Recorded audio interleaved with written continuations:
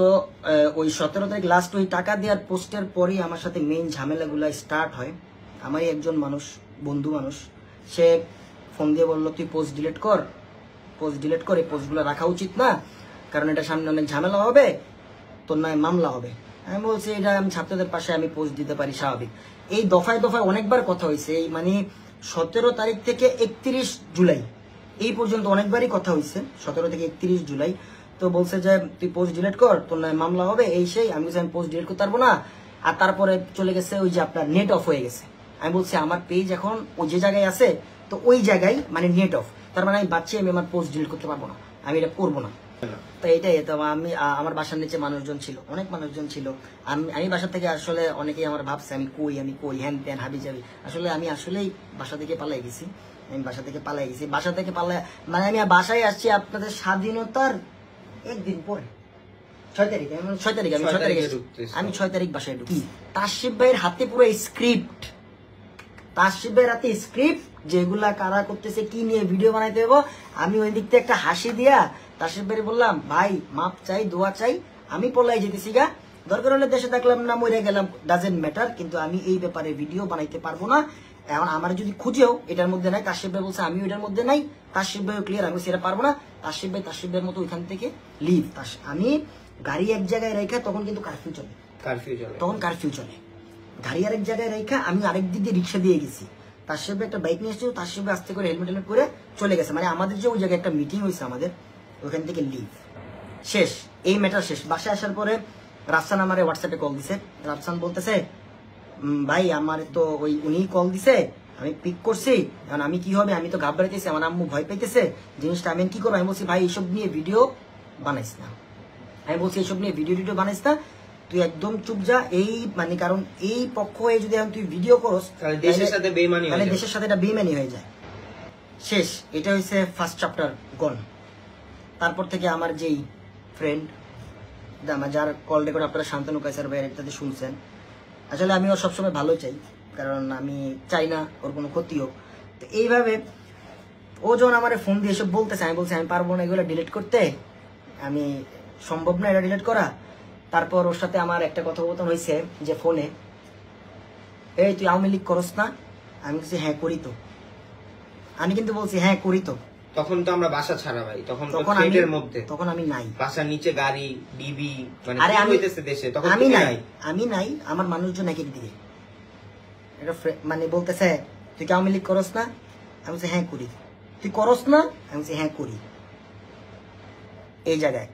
তারপর এগুলা জামাত বিএনপিরা করতেছে, আমি বলছি তুই ছাত্র করে পিডা। আমার এরপর কথা হচ্ছে হ্যাঁ তুই ছাত্র করে পিডা, আমি পোস্ট ডিলিট করতে পারবো না, আমি একটা মেন্টাল প্রেশারে আছি, আমি এটা পারবো না। আমি বলছি ছাত্র করে পিডা, আমি বলছি ছাত্র করে পিডা। তারপরে আসে আমার হোয়াটসঅ্যাপের কলগুলা। ফার্স্ট আমার মানে আমার যেটা সবসময় ইউজ করি ফোন, যে ফোনটা এই পকেটের মধ্যে, যেটা নাম্বার সবার কাছে অলমোস্ট আছে, ওই নাম্বারে একটা বাঙালি নাম্বার থেকে ফার্স্টে ফোন আসছে। আমি তখন করছি কি, আমি আননোন সব ফোন ধরা অফ করে দিছি, আমি সবার ফোন ধরি, তো সবার ফোন ধরা অফ করে দিছি। তো মেসেজটা আসছে, it's important call for you, please receive the call, behave regards SS, মানে একটা নাম, একদম বড় ইনফ্লুয়েন্সার SS। আমি তখন ঘাবড়ে গেছি এই জিনিসটা, কারণ উনি হঠাৎ করে আমার এভাবে মেসেজ করা, আমি এটা ভয় পেয়ে গেছি। তারপর আমি শেয়ার করলাম কার সাথে, আমার যে ম্যানেজার, যে সবসময় মানে ব্র্যান্ড রিলেটেড কাজগুলো দেখে, আয়মানের সাথে। আয়মান বললো আচ্ছা ঠিক আছে ভাই, আমি বুঝলাম, তাসিফ ভাইরে জানাই। তা আমিও তাসিফ ভাইরে জানাইলাম সাথে সাথে, তাসিফ ভাই এই ঘটনা আমার সাথে ঘটতেছে, আমি কি করবো? ফাহিম আমি অলরেডি আমার বাসার নিচে, তাসিফ ভাইয়ের হয়তো পোস্ট দেখছেন আপনারা, অলরেডি বাসার নিচে, তখন বাজে মনে রাতের 1টা থেকে 1:30। তাই তাসিফ ভাইরে বললাম আচ্ছা ঠিক আছে আপনি কথা শেষ করে আমরা জানাই। বলছেন ঘাবড়াবেন কেন, যখন একটা প্রাইম মিনিস্টার অফিস থেকে একটা থ্রেট আসে, আপনি আমার ফাহিমের বয়স কত, তার কি জীবনের মায়া আছে?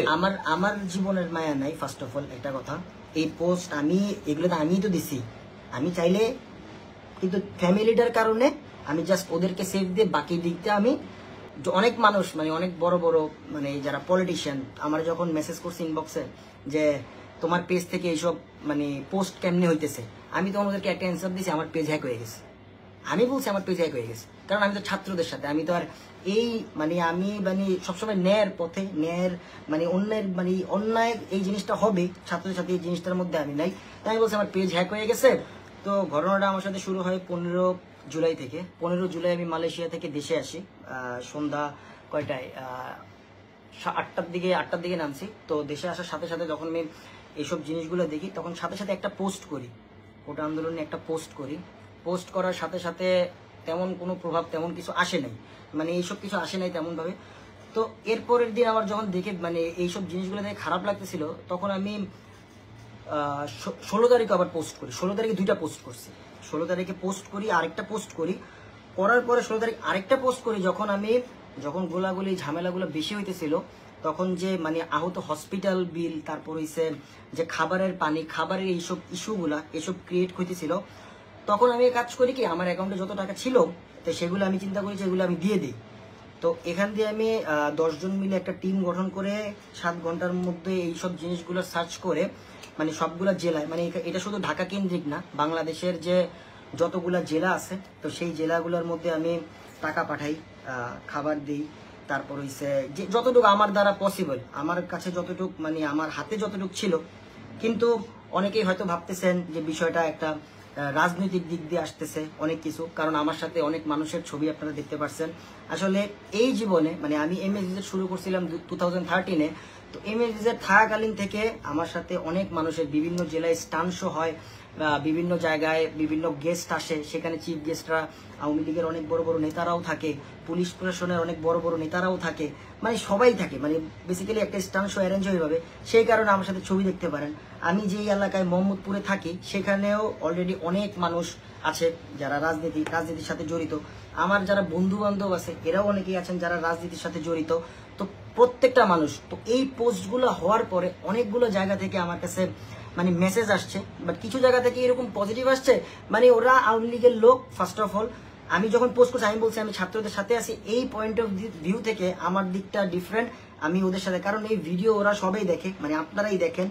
তো তারপরেও আমি পিছনে আমি যে জিনিসগুলো পোস্টগুলো ডিলিট করে নিই, কিছুই ডিলিট করে নিই, সবগুলো পোস্ট রাখছি। তো যখন আমি কিন্তু আমি আন্দোলনে গেছি, আমি গেছি, তাসিফ ভাই গেছে, আয়মান গেছে, সবাই গেছে, আমার পোলাপান তো সব আন্দোলনে। আমি বলছি তোরা ছবি পোস্ট কর, আমার যে ছবিটা আছে এটা তোরা আপাতত পোস্ট দিস না, আমি যদি এখন অ্যারেস্ট হয়ে যাই তাইলে এটা এফেক্ট তোদের, তোরা সব পিছিয়ে এসে পড়বি, তোরা সব পিছিয়ে। আমি জানি আমি যদি অনেক কিছু হয়ে যেত, ওরা ব্যাক ফরওয়ার্ড চলে আসতো সবাই, ওরা ব্যাক ফরওয়ার্ড। আমি বলছি ঠিক আছে, আমার ছবিটা বাদে তোরা সব ছবি পোস্ট দে, তোরা সব যা মন চায় তাই কর, এক পাতা আমার ছবি, আমি যে আন্দোলনে গেছি আমার ছবিটা তুই পোস্ট করিস না। আমি বলছি ঠিক আছে ফাইন, এতটুকু শেষ। তো যখন ওই যে ওনার মেসেজ, তখন আমি তাসিফের বললাম ভাই এরপরের দিন আমাদের একটা মিটিং করা দরকার। তারপরে মিরপুর চলে যায় সাথে সাথে লেজিট বান্দার অফিসে, ওখানে যে আমি, আয়মান, তারপর তাসিফ ভাইয়ের বললাম ভাই আপনারা কি বলছে এগুলো একটু বলেন আমারে, কারণ আমারে ফোন দিছে, ফোন আমি পিক করি নাই, 2বার মনে করেন যে 2বার মেসেজটা 2বার আসছে, একবার রাত্রে আসছে, একবার সন্ধ্যার দিকে আসছে, আর কল আসছে 3-4 বার, আমি এগুলা পিক করিনি। তো আমি বললাম ভাই, বলেন ভাই কি অবস্থা, এগুলা কি? তাসিফ ভাইয়ের হাতে পুরো স্ক্রিপ্ট, তাসিফ ভাইয়ের হাতে স্ক্রিপ্ট, যেগুলা কারা করতেছে, কি নিয়ে ভিডিও বানাইতে হবে। আমি ওই দিক থেকে একটা হাসি দিয়া তাসিফ ভাই বললাম ভাই মাপ চাই, দোয়া চাই, আমি পলাই যেতেছি গা, দরকার হলে দেশে থাকলাম না মরে গেলাম, ডাজেন্ট ম্যাটার, কিন্তু আমি এই ব্যাপারে ভিডিও বানাইতে পারবো না। এখন আমার যদি খুঁজেও এটার মধ্যে নাই, তাসিফ ভাই বলছে আমিও এটার মধ্যে নাই, তাসিফ ভাইও ক্লিয়ার, আমি সেটা পারবো না। তাসিফ ভাইয়ের মতো ওইখান থেকে লিভ। আমি গাড়ি এক জায়গায় রেখা, তখন কিন্তু কারফিউ চলে, তখন কারফিউ চলে, গাড়ি আরেক জায়গায় রেখা আমি আরেক দিক দিয়ে রিক্সা দিয়ে গেছি। তাসিফ ভাই একটা বাইক নিয়ে এসেছিল, তাসিফ ভাই আস্তে করে হেলমেট করে চলে গেছে, আমাদের যে ওই জায়গায় একটা মিটিং হয়েছে আমাদের, ওখান থেকে লিভ শেষ, এই ম্যাটার শেষ। বাসায় আসার পরে রাফসান আমারে হোয়াটসঅ্যাপে কল দিছে, রাফসান বলতেছে ভাই আমার তো ওই উনি কল দিছে, আমি পিক করছি, এখন আমি কি হবে, আমি তো ঘাবড়াইতেছি, আমার আম্মু ভয় পাইতেছে, জিনিসটা আমি কি করবো। আমি বলছি ভাই এইসব নিয়ে ভিডিও বানাইস না, আমি বলছি এইসব নিয়ে ভিডিও বানাইস না, তুই একদম চুপ যা। এই কারণ এই পক্ষ হয়ে যদি তুই ভিডিও করস তাহলে দেশের সাথে এটা বেইমানি হয়ে যায়। এই ঘটনাটা ঘটছে এটা ঘটনাটা ঘটছে 26 তারিখের পরে, যখন আমি 26 তারিখের পরে বলছে তুই মার, আমি এটার মধ্যে নাই, তোরা কি করস, তোরা মার, কারণ আমি তো নাই, আমি এই জায়গায় নাই, আমি জাস্ট এই জায়গা থেকে ক্লিয়ার। তারপর ওই যে লাল রঙের প্রোফাইল পিকচার আসলো, আমি প্রোফাইল পিকচার আপলোড দিলাম। ওই দিন আরেক ধাক্কা, আমি কেন প্রোফাইল পিকচার দিলাম, তুই কেন লাল করলি প্রোফাইলটা, মানে আমারই একজন ফ্রেন্ড, তুই কেন প্রোফাইল পিকচার লালটা দিলি। আমি বলছি ভাই এই জায়গায় ছাত্রদের যে জায়গায় বিষয়, আমি ছাত্রদের সাথেই আছি। কারণ ইলেকশনের আগে প্রমোশনাল ভিডিও, আমি এই ভিডিও আমি আমার লাইভে বলতেছি, ইলেকশনের আগে প্রমোশনাল ভিডিও আমি নিজেও 300 ফিট নিয়ে করছি। বাংলাদেশের প্রত্যেকটা কন্টেন্ট ক্রিয়েটর অলসো এক এক জায়গা নিয়ে করছে, কেউ মেট্রো রেল নিয়ে করছে, কেউ টানেল নিয়ে করছে, কেউ পদ্মা সেতু নিয়ে করছে, আমি করছি কোনটা 300 ফিট, ও কেউ এলিভেটেড এক্সপ্রেস নিয়ে করছে, সবাই করছে, আমিও করছি। আমি ওই ঘটনার পর ওই দিন ওই ভিডিও ডিলিট করে দিছি ওই ভিডিওর পরে। তো এই জায়গায় এত কিছু হওয়ার পরে তখন মানে থ্রেডের পরিমাণটা একটু বেশি আসতেছে। মানে ছাত্রলীগের একজন বড় মাপের পলিটিশিয়ান, সে আমার বলতেছে তোমার পেজ থেকে কি আপলোড হইতেছে এগুলা। আমি বলছি ভাই আমার পেজ হ্যাক হয়ে গেছে গা, মানে সেম কথা, আমার পেজেতে যা পোস্ট হইতেছে সেটা হ্যাক হয়ে গেছে, আমার পেজ হ্যাক হয়ে গেছে, যে এটা গন।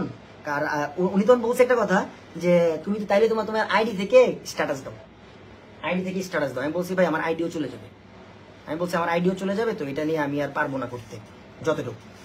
লাস্ট কল আসছে আমার কাছে। ও এর মাঝখানে আমি আরেকটা কথা ক্লিয়ার করে দিয়ে যাই, এইসব ঘটনা যখন ঘটতেছে আমি ভাই একা কথাগুলো শুনিনি, আমি আমার পুরো টিম রে এক্সাইট করে ওদেরকে বলছি তোমরা আন্দোলনে যাইবা, যা লাগে সব আমি আছি। আমার মাঝখান দিয়ে ভয় লাগছিল যখন ভাইকে থ্রেট দিতেছে, তখন আমি বলছি ভাই আমরা তো যাইতেছি টি শার্ট পরে, এটার ইম্প্যাক্ট যদি তোমার উপর পড়ে। তখন ভাই বলছে সামিন আমার শহীদ ভাইদের রক্তের প্রতি বেইমানি করা যাবে না, যতটুক পারবো আমাদের ক্ষমতার মধ্যে মা বোনদেরকে সেফ রেখে ততটুক আগায় যেতে হবে, শহীদ ভাইদের রক্তের সাথে বেইমানি করা যাবে না। আমরা কেউ এটা করি, একটা জিনিস শুধু মাথায় রাখছি ভাইয়ের কথা, যে শহীদ ভাইদের সাথে বেইমানি, তাদের রক্তের সাথে বেইমানি করা যাবে না। আমরা আমাদের গ্রুপ দিয়ে ফিনান্সিয়াল সাপোর্ট দিয়ে যেভাবে পারছি, মা বাবাকে অন্য বাসায় পাঠায় আমরা সব যথাযথ চেষ্টা করছি আপনাদের পাশে থাকার জন্য।